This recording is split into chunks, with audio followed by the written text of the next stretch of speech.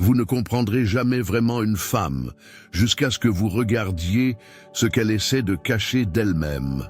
Cette vérité que je porte en moi depuis des décennies d'observation de l'âme humaine, cette réalité que la société préfère ignorer, je la partage aujourd'hui, sans détour ni complaisance. Les femmes portent en elles un cri silencieux, une soif d'attention qui n'a rien à voir avec la vanité superficielle que l'on veut bien leur attribuer. Non.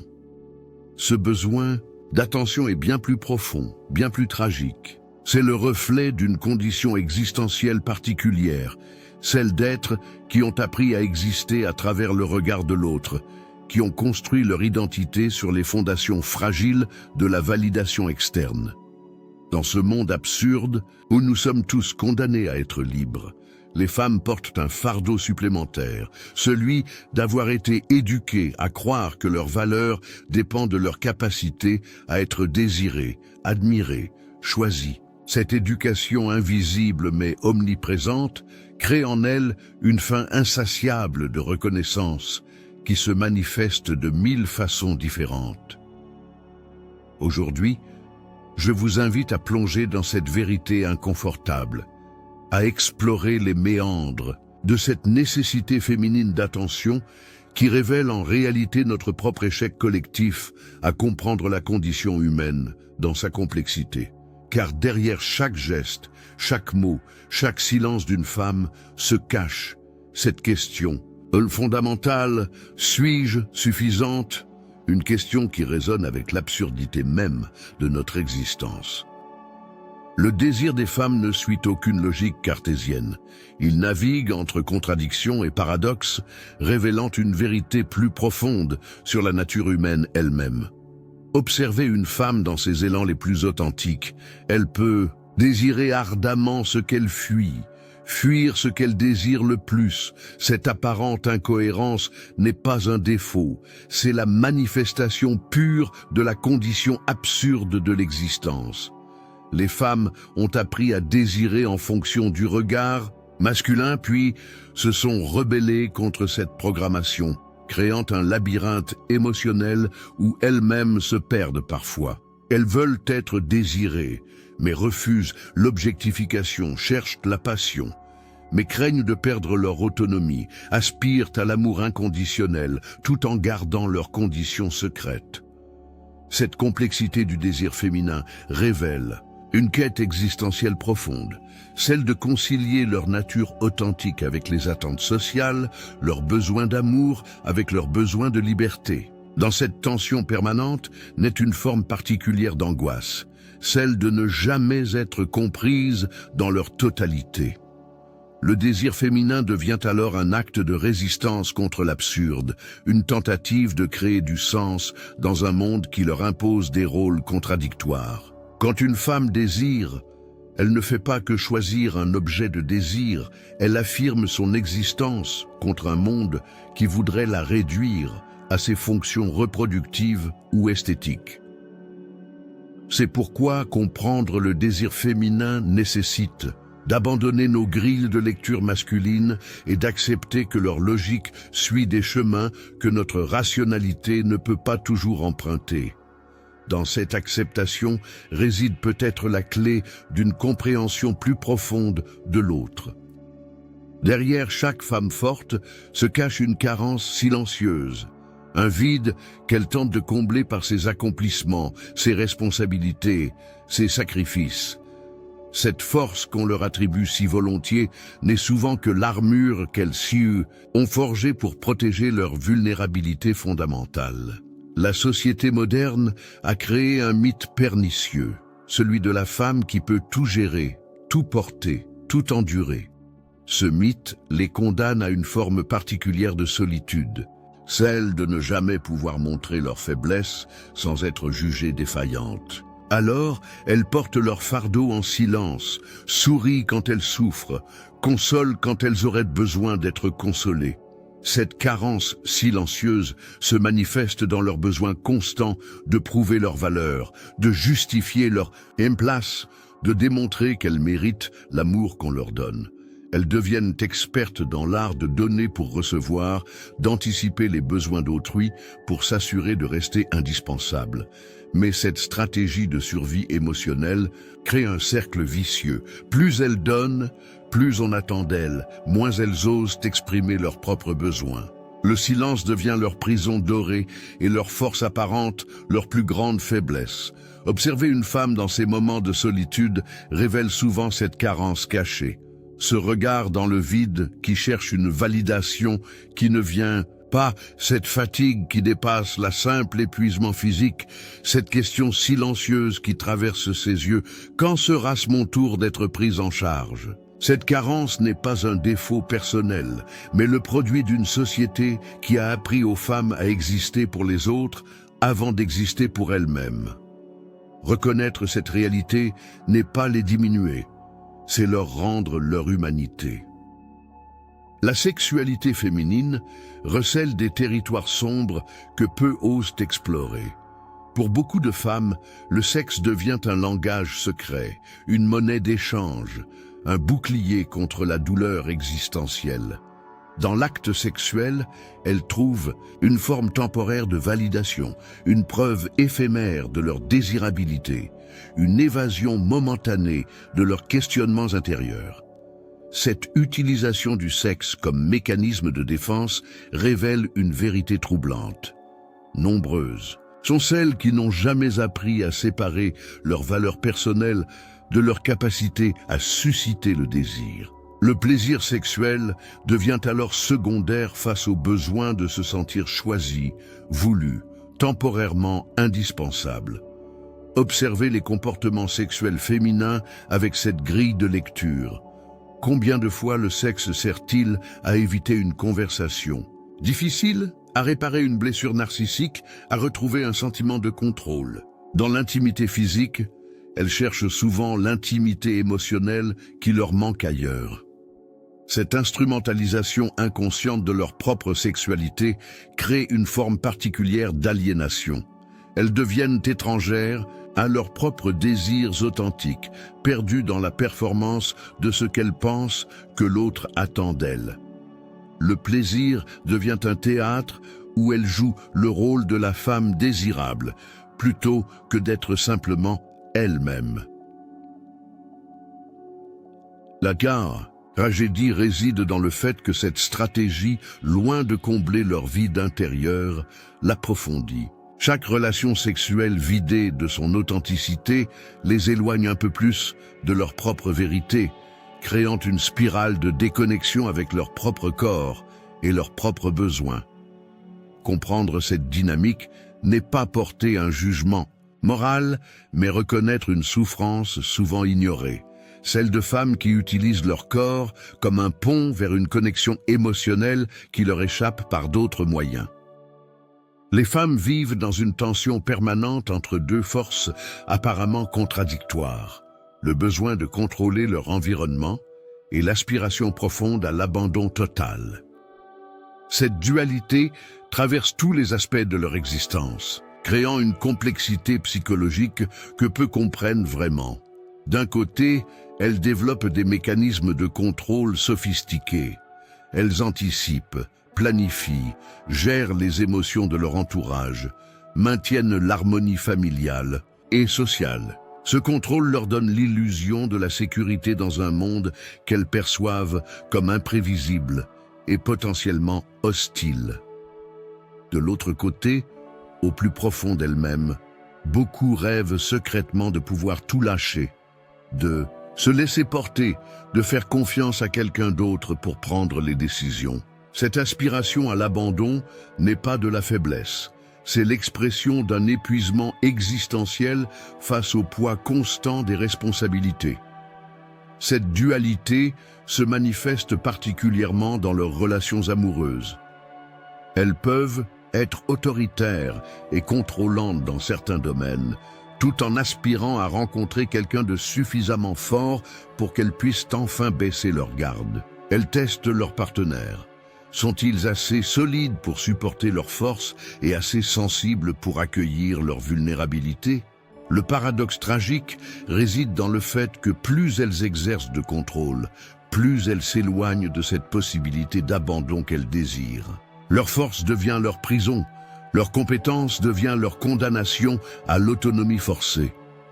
Cette tension entre contrôle et abandon révèle en réalité leur quête d'un équilibre impossible dans une société qui leur demande d'être à la fois forte et douce, indépendante et disponible, maîtresse de leur destin et ouverte à l'imprévu de l'amour. L'amour devient pour beaucoup de femmes une drogue nécessaire, un antidote contre le vide existentiel qui les habite. Elles aiment non pas parce qu'elles débordent de plénitude, mais parce qu'elles cherchent à combler un manque fondamental, à donner un sens à leur existence à travers le don de soi. Cette forme d'amour est dangereuse, car elle transforme l'autre en solution à leurs problèmes intérieurs. L'être aimé devient responsable de leur bonheur, de leur estime de soi, de leur sentiment d'utilité. Cette pression implicite empoisonne la relation dès son origine, créant des attentes impossibles à satisfaire. Observez une femme dans les premiers moments d'une relation amoureuse. Souvent, son énergie change radicalement, comme si elle venait de trouver une raison de vivre qu'elle n'avait pas auparavant. Cette transformation révèle l'ampleur du vide qu'elle portait en silence, ce sentiment d'incomplétude qu'elle espère guérir par l'amour de l'autre.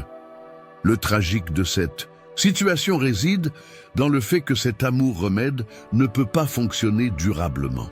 L'autre, aussi aimant soit-il, ne peut pas combler un vide existentiel qui ne lui appartient pas. Quand l'illusion se dissipe, quand la réalité de l'autre apparaît avec ses limites et ses propres manques, la désillusion est proportionnelle à l'espoir initial. Ces femmes deviennent alors expertes dans l'art de l'amour sacrificiel. Elles donnent tout, pardonnent tout, supportent tout, espérant que leur dévouement leur garantira en retour l'amour dont elles ont besoin pour exister. Mais plus elles se perdent dans l'autre, plus elles s'éloignent d'elles-mêmes. La véritable tragédie n'est pas qu'elles aiment trop, mais qu'elles ne s'aiment pas assez. Leur capacité d'amour immense devient une fuite de leur propre compagnie, un évitement de la confrontation avec leurs propres valeurs intrinsèques. À l'opposé du spectre, nous trouvons ces femmes qui ont fait de l'indépendance leur forteresse, de l'autonomie leur identité.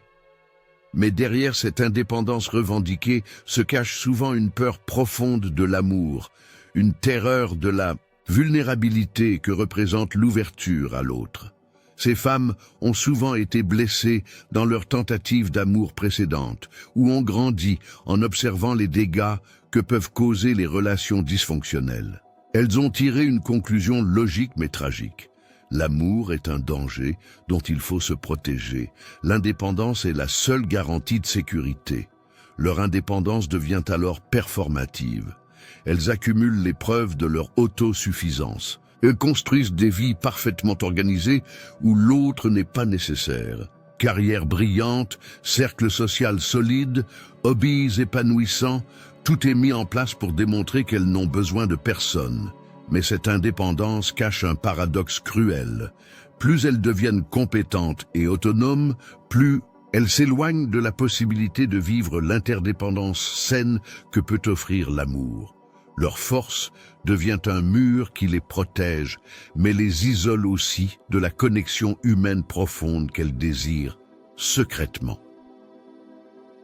Dans leurs moments de solitude, quand les masques tombent, beaucoup de ces femmes indépendantes révèlent une mélancolie profonde. Elles ont gagné leur autonomie, mais perdu quelque chose d'essentiel. La capacité à faire confiance, à se laisser surprendre par l'amour, à accepter d'avoir besoin de quelqu'un. Cette peur d'aimer masquée en indépendance crée une forme particulière de solitude.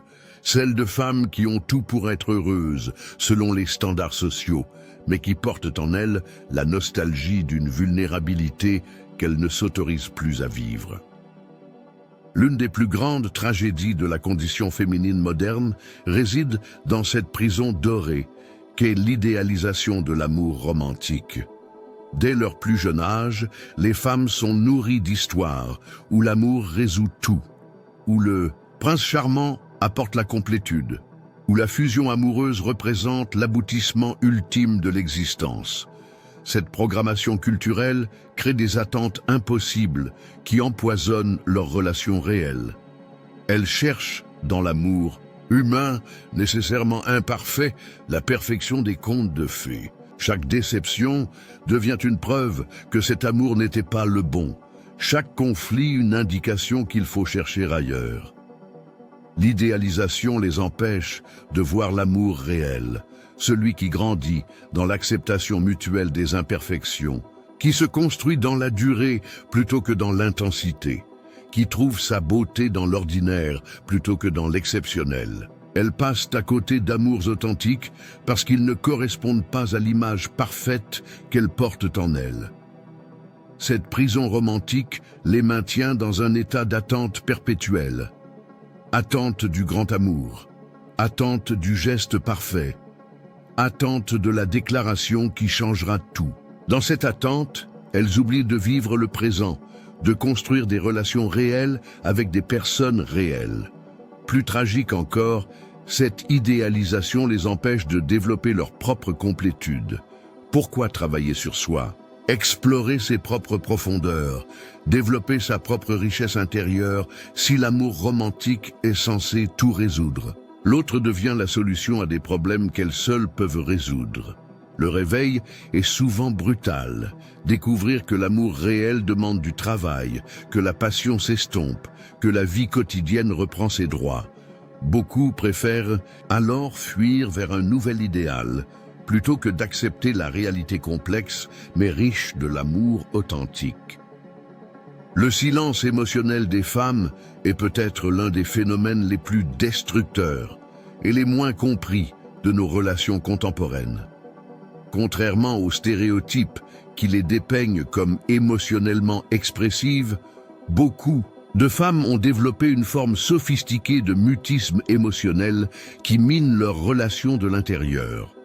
Ce silence n'est pas l'absence d'émotion, bien au contraire. C'est un silence stratégique, appris, cultivé par des années de conditionnement social, qui leur a enseigné que leurs besoins émotionnels authentiques étaient trop encombrants, trop exigeants, trop dérangeants pour être exprimés ouvertement. Elles apprennent alors à communiquer par signes, par allusion, par comportement détourné. Un silence qui en dit long. Un soupir qui porte un reproche, une gentillesse excessive qui cache une colère. Ce langage codé, elles s'attendent à ce que leurs proches le déchiffrent naturellement, créant des malentendus sans fin. Le paradoxe cruel de ce silence émotionnel réside dans le fait qu'il détruit précisément ce qu'elles cherchent à préserver, la connexion avec l'autre, en refusant de dire clairement ce qu'elles ressentent et ce dont elles ont besoin. Elles créent une distance émotionnelle qui s'agrandit avec le temps. Leurs partenaires, famille et amis se retrouvent dans la position impossible de deviner des besoins non exprimés, de répondre à des attentes jamais formulées. Cette situation génère frustration et incompréhension des deux côtés, créant un cycle de déception mutuelle. Ce silence devient leur prison. Plus elles se taisent, plus elles se sentent incomprises, plus elles se sentent incomprises, plus il leur devient difficile de briser ce silence. Elles accumulent les frustrations non exprimées jusqu'au point de rupture, où tout explose dans une violence émotionnelle disproportionnée qui ne fait qu'alimenter leur conviction que leurs émotions sont effectivement trop dérangeantes.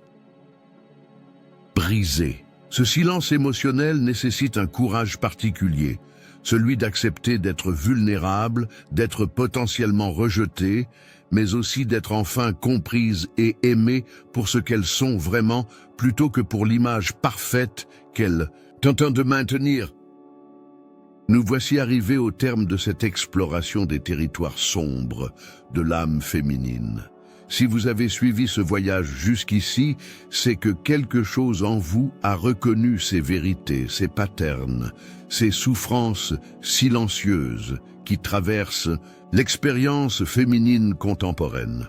La femme moderne porte en elle toutes ces contradictions, le besoin d'attention et la honte de ce besoin, la force et la vulnérabilité cachée, l'indépendance et la peur de l'abandon, l'idéalisation, de l'amour et la déception face à sa réalité.